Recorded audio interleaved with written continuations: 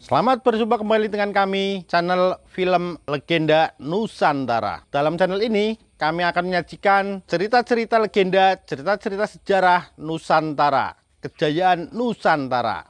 Semoga kita semua akan menyadari bahwa negara kita, Nusantara, adalah negara yang sangat luar biasa.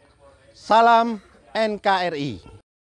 Kidung Senja di Mataram bagian 94. Bukankah dia sudah berjanji tidak akan memusuhi Mataram, dan dalam perang pun dia tidak muncul membantu Ponorogo? Benar, akan tetapi kemudian diketahui bahwa diam-diam Malangkoro masih menaruh dendam dan dia menyusun segerombolan tersendiri untuk memberontak kepada Mataram setelah Ponorogo tidak berhasil. Gusti Pangeran Sulung, yaitu Raden Mas Rangsang mengerahkan pasukan khusus membasmi gerombolan itu dan Malangkoro dapat meloloskan diri. Si Kedok Hitam mengejarnya dan kemarin aku melihat dia berada di puncak bukit itu. Entah apakah dia sekarang masih di sana atau sudah pergi. Aku akan mencarinya, kata Mawarsih dan ia pun sudah berkelebat lari cepat sekali mendaki bukit yang ditunjuk Bayu itu. Bayu mengikuti bayangan darah itu dengan senyum simpul. Dengan menggunakan aji tunggang maruta, Mawarsih dapat berlari cepat sekali dan sebentar saja ia sudah tiba di puncak bukit itu. Karena ia tadi mengerahkan seluruh tenaganya, maka wajahnya menjadi kemerahan dan butir-butir keringat halus membasahi leher dan muka. Ia memandang ke sekeliling dan matanya bersinar-sinar ketika ia melihat orang yang dicarinya benar-benar berada di situ, duduk seorang diri di atas batu besar dekat goa. Dia adalah si Kedok Hitam, tidak salah lagi dan cepat Mawarsih lari menghampiri. Agaknya si Kedok Hitam ini memang berbeda jauh dengan Banwaji. Biarpun gerakan Mawarsih lincah dan ringan tidak menimbulkan suara, namun agaknya pendengarannya yang tajam terlatih sudah dapat menangkapnya dan dia pun memutar tubuh sambil berlompat sehingga kini berdiri berhadapan dengan Mawarsih. "Ah, engkaukah ini?" tegurnya seperti orang heran. "Bagaimana Andika tahu aku berada di sini dan ada keperluan apakah Andika menemui aku di sini?" Mawarsih merasa gemas sekali. Susah-susah dicari, dikenang, dirindukan, setelah ditemukan orang itu malah menegurnya. Sikap dingin si Kedok Hitam itu membuat ia merasa penasaran sekali dan ia membenarkan nasihat Bayu tadi. Ia harus bersikap tegas. "Kedok Hitam," katanya, suaranya tegas dan lantang karena ia ingin mendapatkan keputusan saat itu juga.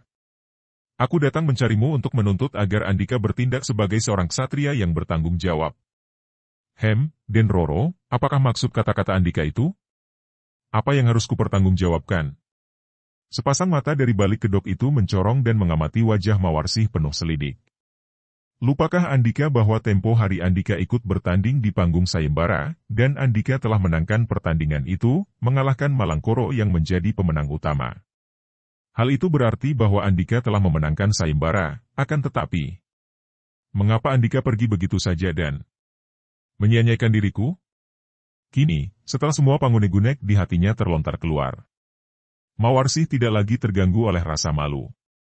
Ia berdiri tegak dan matanya seperti hendak menembus Kedok Hitam itu dan menjenguk sampai ke dalam dada untuk mengetahui isi hati orang berrahasia.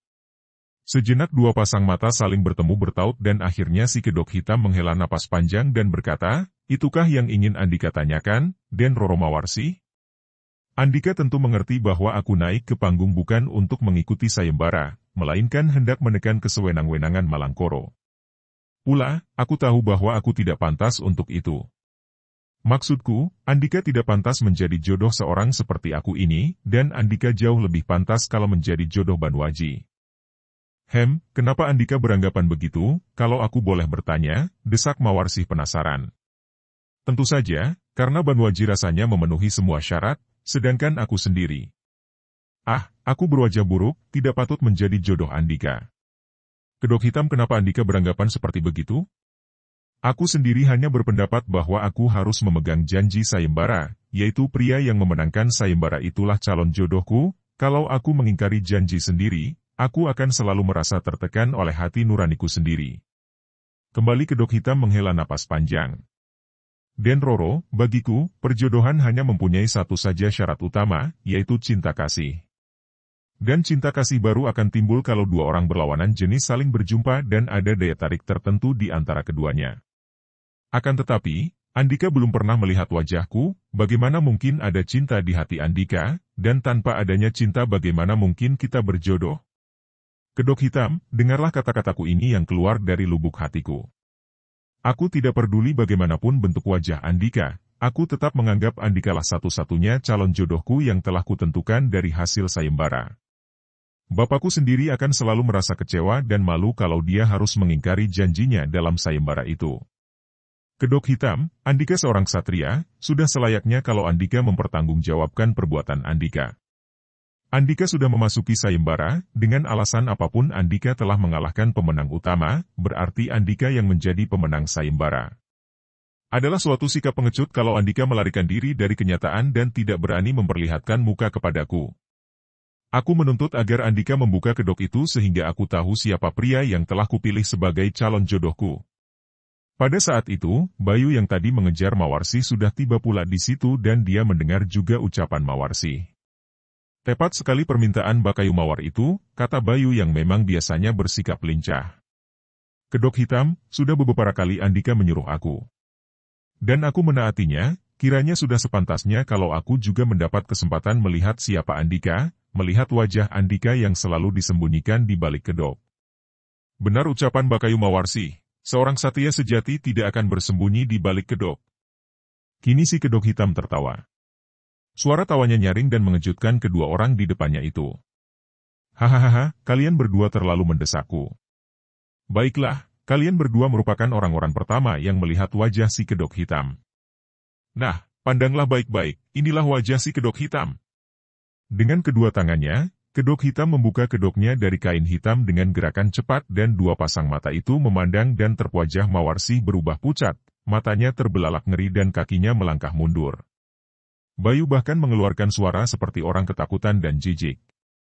Wajah itu bukan hanya buruk, melainkan cacat dengan codet memanjang dari dahi ke dagu, sebelah matanya membengkak, hidungnya melingkar dan mulutnya hampir berdiri. Kulit mukanya kasar dan menghitam. Sungguh muka yang bukan hanya buruk, melainkan menakutkan dan mengerikan, wajah yang sudah rusak, mungkin karena bacokan senjata tajam sehingga sukar ditaksir berapa usianya. Mungkin saja masih muda, mungkin sudah tua. Melihat kedua orang itu terbelalak ketakutan, kedok hitam menutupkan kembali kedoknya dan dia pun tertawa lagi bergelak. Hahaha, tidak perlu lagi Andika berpura-pura, dan Roro Mawarsi. Andika merasa ngeri, jijik, dan ketakutan melihat wajahku, bukan? Nah, tidak tepatkah kalau kukatakan bahwa Andika lebih tepat kalau memilih Banwaji sebagai jodoh Andika? Kulihat bahwa bagaimanapun juga, Andika masih mementingkan wajah tampan, wajah Mawarsi yang tadinya pucat itu kini berubah kemerahan. Harus diakui kebenaran ucapan si kedok hitam. Bagaimana mungkin ia dapat bersuamikan seorang pria yang wajahnya rusak seperti itu? Memandangnya saja ia tidak sanggup berlama-lama. Ia seorang darah perkasa yang menghargai kegagahan, maka ia pun berkata sejujurnya, sesuai dengan isi hatinya. Maafkan aku, kedok hitam. Terus terang saja, hatiku condong kepada Andika berdua Kakang Mas Aji. Aku ingin sekali Kakang Mas Aji memiliki kesaktian seperti Andika, dan aku pun ingin sekali Andika memiliki ketampanan seperti Kakang Mas Aji. Hatiku menuntut kesempurnaan dari pria yang kucinta. Aku menjadi bingung, kedok hitam, Mawarsi menundukkan mukanya, merasa terpukul oleh kenyataan itu. Pada saat itu terdengar suara tawa lain. Tawa yang kasar dan parau, terbahak-bahak menimbulkan gema di sekitar tempat itu, dan muncullah seorang laki-laki raksasa yang bukan lain adalah Malangkoro. Wahaha, kiranya si kedok hitam hanyalah seorang laki-laki yang palsu. Pengecut lagi.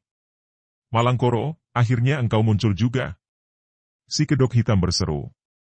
Tentu engkau menyadari bahwa engkau tidak mungkin dapat lolos dariku. Aku sudah bosan untuk berlari menjadi buruan. Akan tetapi sekarang aku pun tahu bahwa Andika hanyalah seorang laki-laki palsu dan pengecut. Dahulu, di panggung sayembara, Andika menyatakan tidak menghendaki Mawarsi, dan sekarang ternyata mengadakan pertemuan dengannya.